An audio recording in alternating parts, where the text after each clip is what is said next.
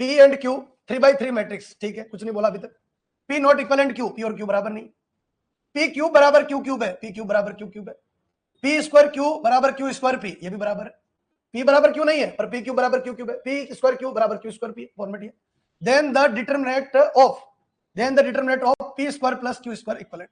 चाहिए क्या, मकसद क्या है बच्चों, P square plus Q square निकालो और निकालने के बाद उसकी डिटरमिनेंट की वैल्यू निकालो। P square plus Q square निकालो, उसके बाद उसकी डिटरमिनेंट की वैल्यू निकालो। हाँ जी, मान लीजिए पी और क्यू 3/3 की मैट्रिक्स है, ठीक है। पी नॉट इक्वलेंट क्यू है, यदि पी क्यूब बराबर क्यू क्यूब है, P square Q plus Q square P बराबर ये है, तो P square plus Q square का मैट्रिक्स, ठीक है। एक काम करें बच्चों, अगर मैं आपसे बोलूं कि यहां से पी स्क्वायर और ये है बच्चों पी स्क्वायर क्यू, एक ट्राई मार रहा हूं मैं, सेट करना। लेफ्ट में लेफ्ट को जोड़ा, ध्यान देना, लेफ्ट में लेफ्ट को जोड़ा, लेफ्ट में लेफ्ट को जोड़ा, पी क्यूब और पी स्क्वायर क्यूब।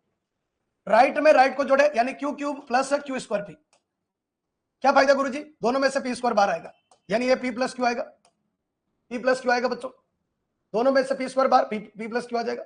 यहां से बच्चों अगर देखें, चलो एक काम करो, सबको एक तरफ ही ले लेते, सबको फॉर्मेट एक ही तरफ ले लेते बच्चों। ये कितना हो गया, P cube plus P square cube minus बच्चों Q cube minus Q square P, और इक्वलेंट कितना हो गया बच्चों, 0। अब देखिए यहां से कोई चांस बन जाए तो यहां दोनों में से कॉमन कितना आएगा, पी स्क्वायर। एक काम और कर सकते बच्चों, अगर इसमें से इसको माइनस कर दे बच्चों, तो ये आपका माइनस आएगा और ये भी आपका क्या आएगा, माइनस। उस टारगेट पे नहीं पहुंच पा रहे जो टारगेट अपन को चाहिए, ये भी माइनस आएगा।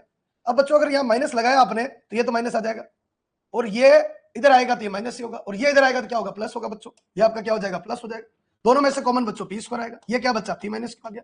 यहां से कॉमन बच्चों क्यू स्क्वायर आएगा, फिर क्या बच्चा, क्यू माइनस पी बच्चा बच्चों, क्यू माइनस पी, और इक्वलेंट कितना हो गया, 0। अच्छा, इन दोनों में से कॉमन बोलिए, माइनस और कॉमन आ जाएगा, फिर कॉमन कितना आएगा, पी माइनस क्यू। तो एक तो बच्चों पी माइनस क्यू बराबर 0 आएगा, पी माइनस क्यू बराबर 0 आएगा। तो पी बराबर क्यू ये क्वेश्चन के खिलाफ है, ध्यान रखना, क्वेश्चन के खिलाफ है। क्वेश्चन में क्या बोला, पी नॉट इक्वलेंट क्यू, ध्यान रखना, फॉर्मेट का। तो अब यहां आइए, यहां से माइनस कॉमन लिया, बिल्कुल लिया, तो P square plus Q square कितना आया बच्चों, 0 आया। P square plus Q square कितना आया, 0।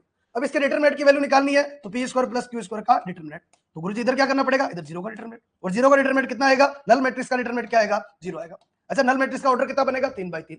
पी का ऑर्डर कितना है, 3/3। क्यू का ऑर्डर कितना है, 3/3। पी स्क्वायर का ऑर्डर 3/3, क्यू का ऑर्डर 3/3, दोनों का ऑर्डर 3/3, इसका ऑर्डर 3/3। आंसर कितना आएगा, 0। क्या है, क्लियर है?